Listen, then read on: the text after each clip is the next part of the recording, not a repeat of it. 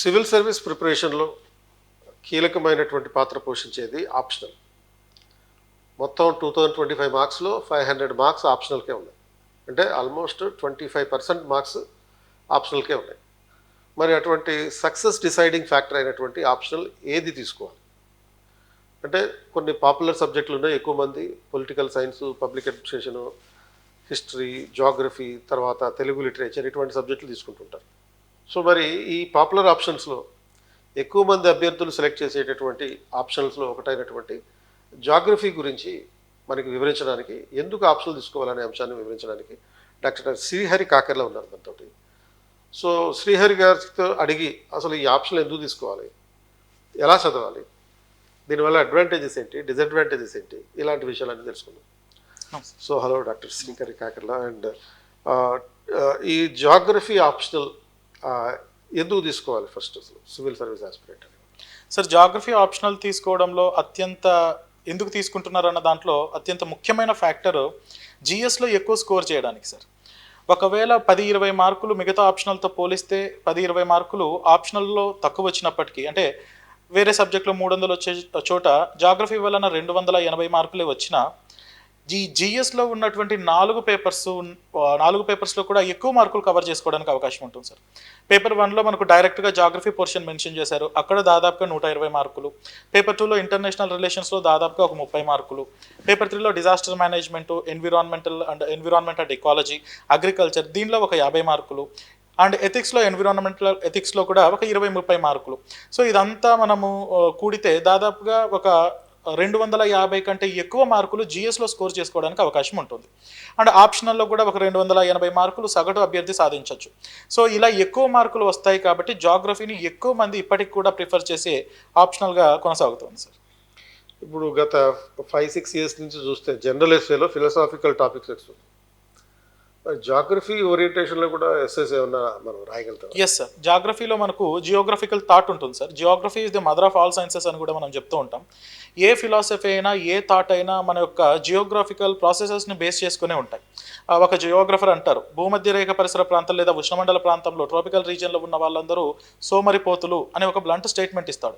అది నిజమా కాదా అన్నది మన మనోభావం పక్కన పెడితే దాంట్లో వాస్తవాలు కూడా ఉన్నాయి. ఎందుకంటే ట్రాపికల్ రీజియన్లో ఉన్న వాళ్ళు త్వరగా ఎగ్జాస్ట్ అయిపోతారు because of temperature, because of temperature, because of the moisture. So త్వరగా ఎగ్జాస్ట్ అయిపోతారు. అంటే మన యొక్క ఆర్థిక వ్యవస్థను జాగ్రఫీ అన్నది డిసైడ్ చేస్తుంది. అలా మన ఫిలాసాఫికల్ థాట్ని కానీ, మన యొక్క థింకింగ్ ప్రాసెస్ని కానీ జాగ్రఫీ ఇన్ఫ్లుయెన్స్ చేస్తూ ఉంటుంది. కాబట్టి మనకు వచ్చే ఎస్సేలో, అది ఏ ఎస్సే వచ్చినా, ఏ సబ్జెక్ట్ రిలేటెడ్ ఎస్సే వచ్చినా, దానిలో ఉన్నటువంటి జియోగ్రఫికల్ కోణాన్ని మనం గనక ఈజీగా దాన్ని మనం చూపగలిగితే సాధారణంగా ఎస్సే రాస్తే వచ్చే మార్కుల కంటే కూడా ఎక్కువ మార్కులు రావచ్చు. బహుశా జాగ్రఫీ నుండి డైరెక్ట్గా రాకపోయినా ఏ ఎస్సేలో అయినా సరే ఆ జాగ్రఫికల్ కోణాన్ని కనుక మనం చూపించగలిగితే ఎక్కువ మార్కులు సాధించడానికి అవకాశం ఉంటుంది సార్. ఇప్పుడు ప్రిలిమ్స్లో జాగ్రఫీకి ఆల్మోస్ట్ ఒక 15 క్వశ్చన్స్ వరకు వెయిటేజ్. Yes sir. సో మెయిన్స్లో ఆల్మోస్ట్ ఒక ప్రతి పేపర్లో ఏదో రకంగా కనెక్షన్ ఉంది. బట్ డైరెక్ట్గా మాత్రం పేపర్ 1లో జాగ్రఫీకి సంబంధించి ఒక 50 మార్క్స్ ఏరియా ఉంది. అయితే ఈ ప్రిలిమ్స్లో ఉన్న జాగ్రఫీకి, మెయిన్స్లో పేపర్ 1లో ఉన్న జాగ్రఫీకి సేమ్ సబ్జెక్టా, వేరియేషన్ ఉంది? సార్ ఆల్మోస్ట్ సేమ్ ఉంటుంది సార్, 70% సేమ్ ఉంటుంది. ఎక్స్క్లూజివ్గా మెయిన్స్ కోసం చదవాల్సిన టాపిక్స్ కొన్ని ఉంటాయి సార్, అవి మనకు ప్రిలిమ్స్లో కనిపించవు. లైక్ వరల్డ్ రిసోర్స్ డిస్ట్రిబ్యూషన్ అని, including south east Asian countries అని ఇచ్చారు. సో వరల్డ్ రిసోర్సెస్ డిస్ట్రిబ్యూషన్ని మనం ప్రిలిమ్స్లో పెద్దగా చదవాల్సిన అవసరం లేదు. వరల్డ్ మైగ్రేషన్ ప్యాటర్న్స్ అన్నది మెయిన్స్లో ఉంటుంది. మనకు వరల్డ్ మైగ్రేషన్ ప్యాటర్న్స్ అన్నది ప్రిలిమ్స్లో పెద్దగా కనిపించదు.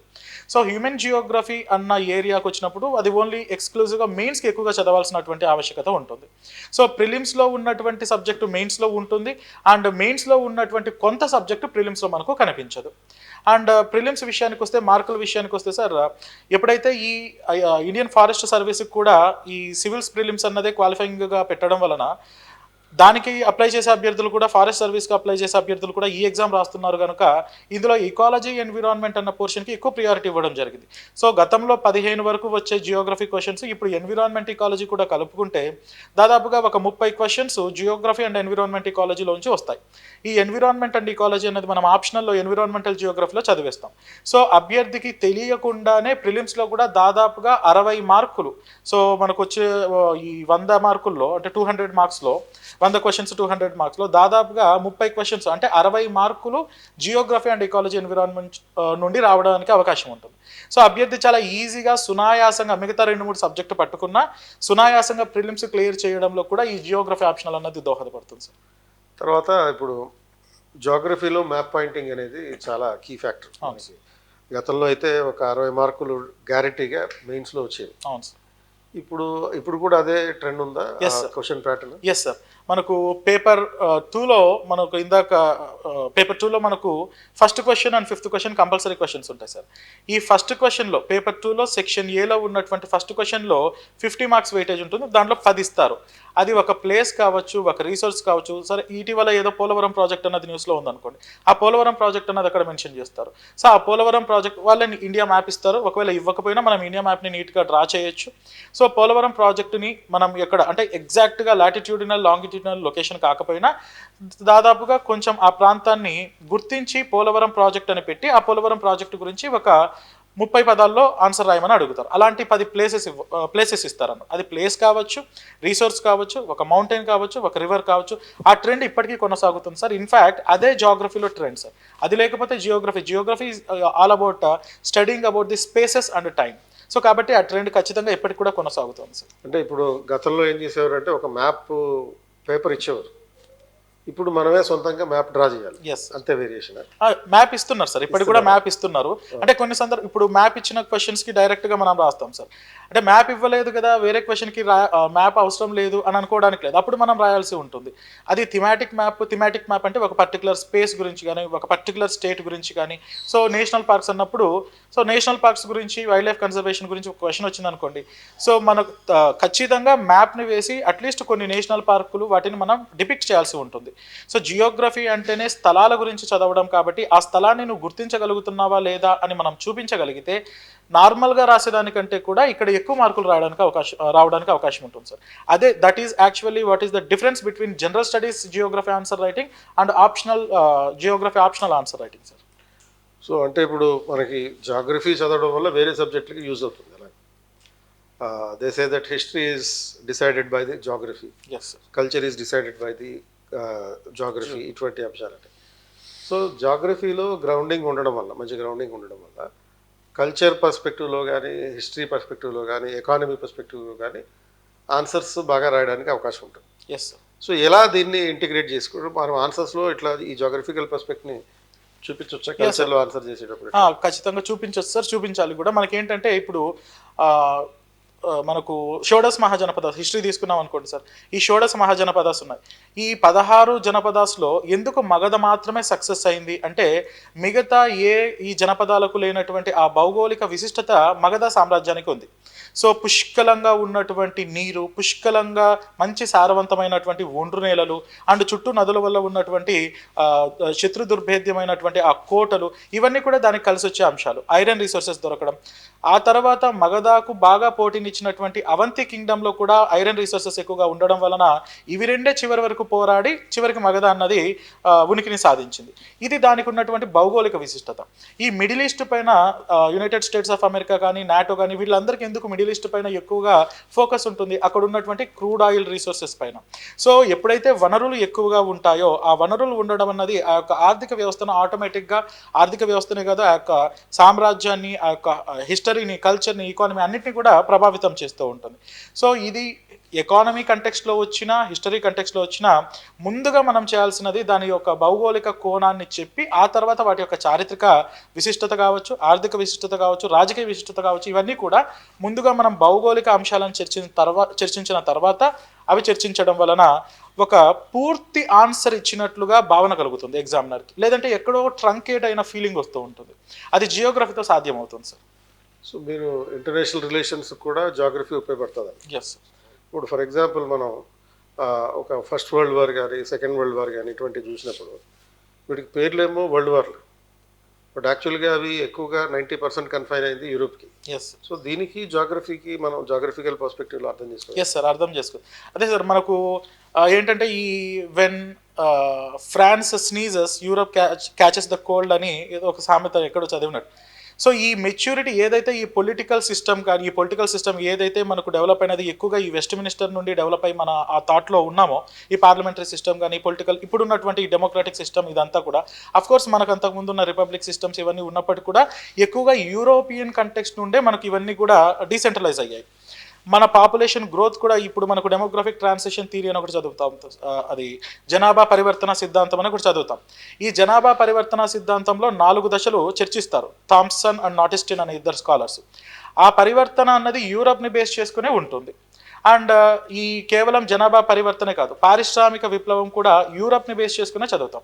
ఇండస్ట్రియల్ రెవల్యూషన్, ఇండస్ట్రియల్ ఎస్టాబ్లిష్మెంట్ అన్నది వేరే చోట చదివినా అది యూరప్ నుండే మనకు డీసెంట్రలైజ్ అయింది. ఈ డెమోక్రాటిక్ సిస్టమ్ కూడా ఇక్కడ నుంచే డీసెంట్రలైజ్ అయింది. కాబట్టి మనం జియోగ్రఫీలో ఏదైనా చదివితే అది యూరోప్ నుండి యూరోప్ కంటెక్స్లో చదవడం అన్నది అది ఆనవాయితీగా వచ్చేస్తుంది సార్. మోర్ ఓవర్ ఈ జియోగ్రఫీ అన్న సబ్జెక్టే గ్రీక్ సబ్జెక్ట్. మనకు తెలియకుండానే యూరోపియన్ కంటెక్స్లోనే మనం చదువుకుంటూ వెళ్ళిపోతూ ఉంటాం. తర్వాత ఒక సామెత ఉంది కదా, దేశం అంటే మట్టి కాదు, దేశం అంటే మనుషులు అని చెప్పి. సో మరి మీరు చెప్తుంటే జాగ్రఫీ గురించి చదవడం అంటే మనుషుల గురించి చదవడమా, భూమి గురించి చదవడం? అది సార్, యాక్చువల్గా దేశం అంటే మట్టి కాదు, దేశం అంటే మనుషులు అంటే అది వాస్తవంగా ఇక్కడైతే దేశం అంటే మట్టి మనుషులు రెండు సార్. ఎందుకంటే ఇక్కడ మట్టి లేనిదే ఆ మనిషి లేడు, ఆ మనిషి వలన ఈ మట్టి ఉనికి కోల్పోతుంది. సో కాబట్టి ఈ బ్యాలెన్స్ అన్నది కూడా మనం చదువుతాం సార్. ఎందుకంటే soil as a resource, soil as an agricultural asset చదువుతాం, man as a capital, man as an human resource, as investment అన్నది ఆ కంటెక్స్లో కూడా చదువుతాం. ఈ రెండింటిని ఎలా బ్యాలెన్స్ చేసుకోవాలా అన్నది కూడా క్లైమేట్ చేంజ్ అండ్ ఇకలాజికల్ బ్యాలెన్స్లో చదువుతాం.